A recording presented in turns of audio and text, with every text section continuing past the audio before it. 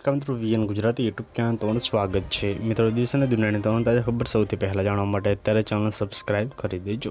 મિત્રો, ખૂબ જ મોટા સમાચાર સામે આવી રહ્યા છે, જે બાદ ચારે બાજુ મિત્રો હડકંપ મચી ગયો છે। સંપૂર્ણ માહિતી જાણીશું, વિડીયોમાં અંત સુધી બન્યા રહેજો। જે મિત્રો અહીંયા વાત કરીએ, 3 લોકોના મોત થયા છે। ખૂબ જ મોટી ખબર, જે મામલે રાહુલ ગાંધીના મિત્રો સરકાર પર આકરા પ્રહારો છે।